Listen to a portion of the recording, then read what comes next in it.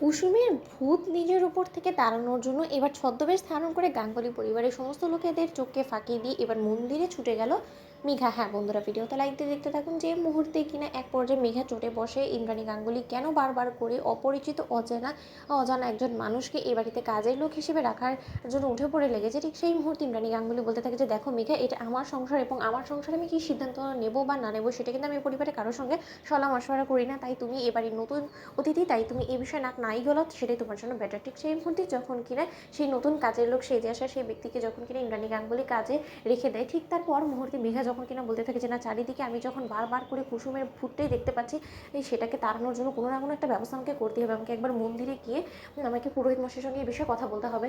না, আমার এটা কোনো না কোনো একটা সলিউশন তো লাগবেই, কারণ দিনের পর দিন এরকম করে যদি আমি চিৎকার চেঁচামেচি করতে থাকি, আতঙ্কিত হতে থাকি, তাহলে তো রীতিমতো আয়ুষ এবং ইন্দ্রাণী ম্যাম আমাকে ধরে বেঁধে মেন্টাল অ্যাসাইলামে পাঠিয়ে দেওয়ার ব্যবস্থা করবে, এবং সেটা যদি হয়ে যায় তাহলে তো আমি আমার খেলাটাই শেষ করতে পারবো না, বরঞ্চ ওরা আমার সঙ্গে খেলে দেবে।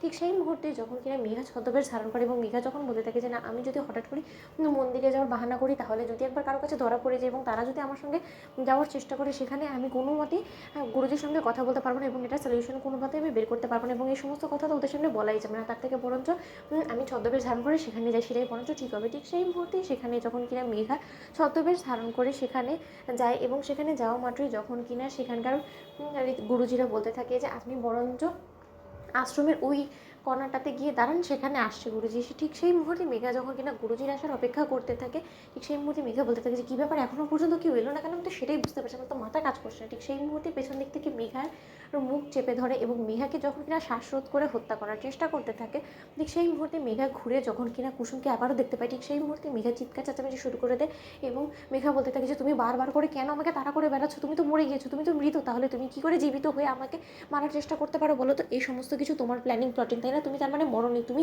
জীবিত আছো, কিন্তু বারবার করে তুমি ভূত সেজে আমার কাছে দেখা দিচ্ছ যাতে করে কিনা তুমি আমাকে পাগল সাব্যস্ত করতে পারো। কিন্তু তুমি কি মনে করেছো যে আমি এত সহজে হার মেনে নেব? আমি কিন্তু দেবলীনা নয়, বরঞ্চ আমি হলো কে মেঘা, এবং আমি এত সহজে হার কোনো মতেই মানবো না। তোমরা দেবলীনার সঙ্গে যে অন্যায়গুলো করেছো সেটা আমি এত তাড়াতাড়ি ভুলে যাবো, তার প্রতিশোধ না নেওয়া পর্যন্ত কুসুম সরকার আমি কোনো মতে গাঙ্গুলি হাউস থেকে বেরোবো না। ঠিক সেই মুহূর্তে কুসুম যখন বলতে থাকে যে আমার ছোটো সাহেবকে শ্মশান ঘাটে ডুবিয়ে মারার যখন কিনা তুই ইচ্ছা করেছিলিস তখন তোর মনে ছিল না, তাহলে তুই কি মনে করেছিস মেঘা তোকে আমি এত সহজে আমি ছেড়ে দিব? এত সহজে তুই পার পেয়ে যাবি আমার মৃত্যু এবং ছোটো সাহেবকে হত্যা করার চেষ্টা? এই সমস্ত কিছুকে মিলিয়ে তো আমি তোকে চাইলে এক্ষুনি জ্যান্ত পুঁতে রেখে দিতে পারি, কিন্তু সেটা আমি করবো না, কারণ তোকে তিলে তিলে যে শেষ করতে হবে আমি তো এটাই প্রতিজ্ঞা করেছি, এবং সেটা আমি সম্পূর্ণ না করা পর্যন্ত আমিও যে কোনো মতে তোর পিছন ছাড়বো না। এবং তুই যত পুজো আর্চা যা কিছু করে ফেলিস না কেন, কিন্তু কোনো মতে আমার থেকে তুই এত সহজে পার পাবি না, রক্ষা পাবি না, তুই ধরা পড়বি। তো বন্ধুরা, লাইক কমেন্ট শেয়ার করো, সাবস্ক্রাইব করতে ভুলো না।